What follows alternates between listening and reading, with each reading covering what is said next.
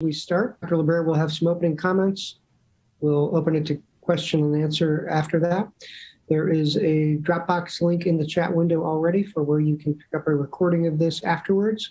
If you would like to record now in real time, just ask me or Skip, Dara. Be glad to give you that. I am going to be excusing myself and Skip will drive for the rest of this. But before I do that, again, welcome. And I would like to turn things over to Arizona State University's Chief Executive at the Biodesign Institute, Dr. Joshua LeBert. Hi, well, good morning to everybody. Another week of continued drop in numbers, at least in the state of Arizona. So our 7-day trailing average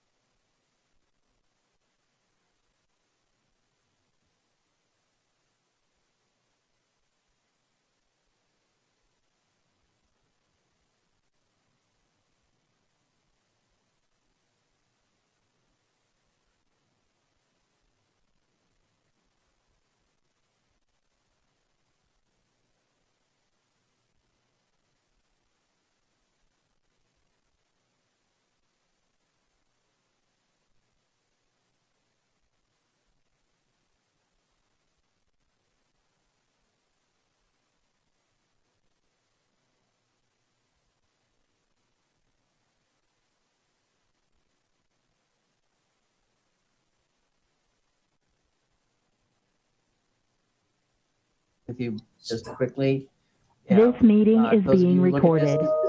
The numbers we're seeing with what we call the S gene dropouts, this is, if you will, a surrogate test for the UK variant. And you can see that we are very clearly seeing an exponential growth in the UK variant in Arizona. We commented on that last week, and that trend is persisting. The percentage now among the positive cases, in a couple of instances now are, approaching over 30%. So if that continues, that may become the predominant strain. A few weeks ago, we were looking heavily at the California variant being very dominant here, but to my eye, at least, the UK variant may well surpass that eventually. So probably important to mention that what drives, without a doubt, the development of variants is just overall numbers of viruses in the community. The more people that are infected, the more virus that is around in the community, the more likely there is to be the development of variation. And sooner or later, some of those variants will turn out to be either resistant to vaccines or resistant to something. And the best thing we can do to prevent the development of variants is just reduce the overall burden of virus in the community. So the more we can suppress infection by maintaining distancing and doing all the things that we know how to do to prevent spread, and of course, most importantly, getting vaccinated, those will prevent the development of variants, and overall the benefit that all of us will be getting back to normal life. So those are the big comments I have. I can stop here and take questions.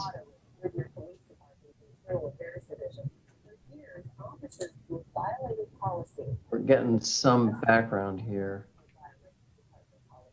Can everybody please mute themselves unless you have a question?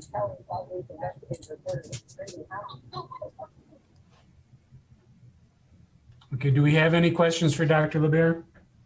Yeah, I have a question regarding the case numbers in Arizona. Is that a result of low testing in the state, or are there any concerns that that number is a reflection of low testing in the state? Certainly I would love to see more testing than we have, but I actually think that it's a real reflection of a decrease in case counts. I think that the case numbers are down in the state. We are doing some testing for sure. The demand for testing goes down when the cases are down, and I think in many ways that's following in this situation. But certainly the numbers in the hospitals in general appears to suggest that we do have a lower case burden right now. And it's generally reflected in the western part of the country. Overall, the western part of the country now seems to be, on this, good trend of decreasing case numbers, just as the eastern part of the country looks like it might be upticking a little bit. Yes, I have a question. This is Stephanie Innes from the Arizona Republic. We're hearing from a lot of readers once they get vaccinated that they're so happy that they can now travel and go to dinner parties and go to restaurants. Is there anything that people who are fully vaccinated should still not be doing, in your opinion? Right. So let's start with the situation of full vaccination. So let's assume that people have had, in the case of the current vaccines, both doses, and they're roughly 2 weeks out. The CDC has said that it is reasonable at this point for people in that situation to get together with family members and to get together with, to even bring two families together. The one caveat being that if there's anybody in any of those people that is at high risk of bad outcome from the virus, that caution should be taken. And then that generally extends beyond that. So the recommendation is still, even if you're fully vaccinated, if you're out in public, that you should still be mask wearing. We don't know for sure that people who are even fully vaccinated can't get the virus and spread it. So while there's not very much risk to them personally, so they themselves are probably not at risk, there is the potential that they could be a carrier and deliver the virus to somebody who is at risk. And so in public, when you're with people that you don't know, you should be wearing a mask, at least for now, until we reach herd immunity. That's the general recommendation. That said, I think people who are, fully vaccinated, if they wanted to travel and were willing to, follow the guidelines of, wearing masks in public and all that stuff, I think it probably is not unreasonable for them to travel at this point. They themselves are not at risk. The big issue is whether or not they could pick up the virus and bring it to somebody else who is at risk. And that's why we want to really, everyone's pushing to get to this herd immunity idea so that we can kind of prevent the takeoff of the virus and infecting people that are at risk. Did that answer your question? Yes, it did. Thank you. One other thing was just about going to the gym too. That was another question. Is it the same as? I think the same general rule applies. Again, you know, the vaccines that we currently have in this country are excellent. All of them do a tremendous job at preventing severe infection. In fact, to my knowledge, nobody who's been fully vaccinated with any of the vaccines that have been approved in the US with emergency use, nobody has had a severe case and died from COVID-19 if they've been vaccinated. So they do a really good job at preventing that outcome to the person who's been vaccinated. The one question is whether or not that person could still pick up virus at a level that would allow them to transmit it to somebody else, even if they themselves don't get severely ill. And so going to the gym, I think, is okay, as long as you follow the guidelines. Okay, thank you. Yep.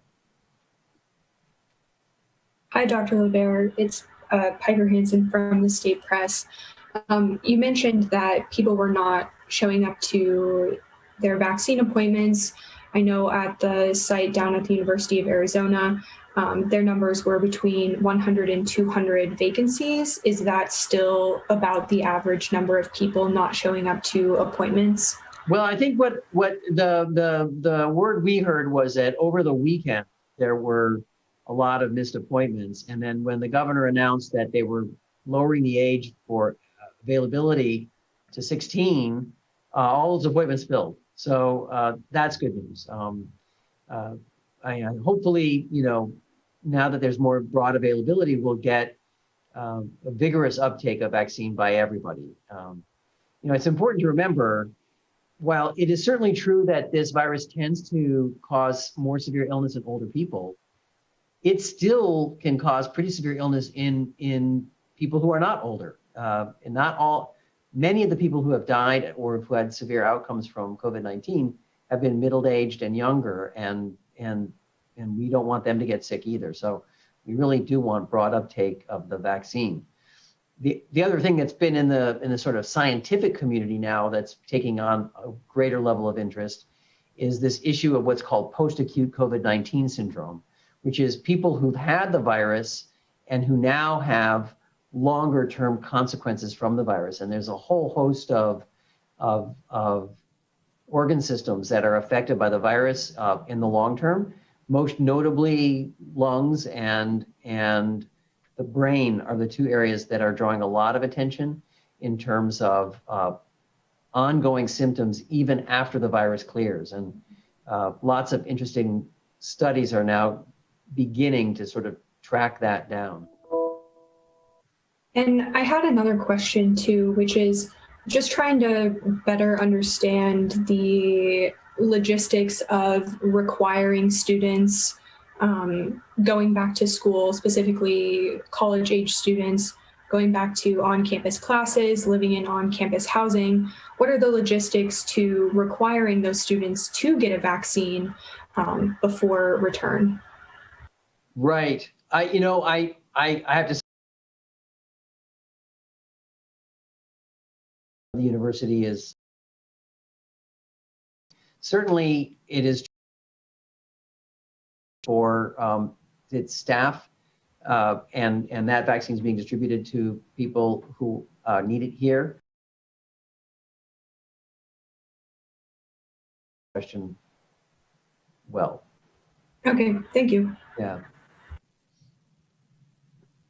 Hey, this is Katie with KJZZ. I have heard a lot of different estimates about what it would take to get to herd immunity. Do you have an estimate, whether it's 80 or 75% or?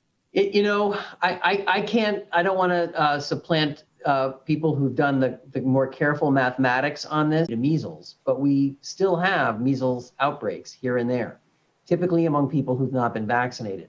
And that will be true as well in this context if What will be true is that we won't be able to get these sort of massive epidemic levels of infection.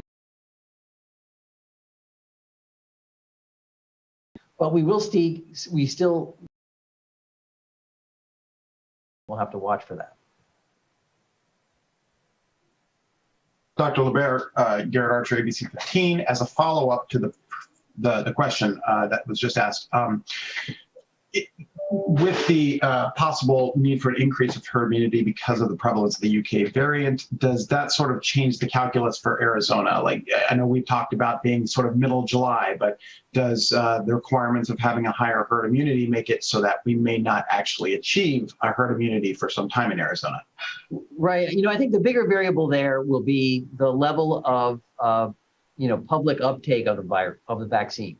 If the public is remains aggressive about getting vaccinated, I still think that we should be able to reach herd immunity by July. The one worry would be that we reach this large group of we reach a large group of individuals who for some reason decide they don't want to get vaccinated, and that could be more problematic. These vaccines, we should be able to hit those numbers, and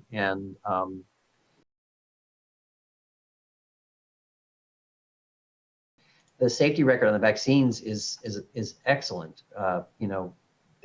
We've now given it to tens of millions of people, and the level of severe consequences have minimal.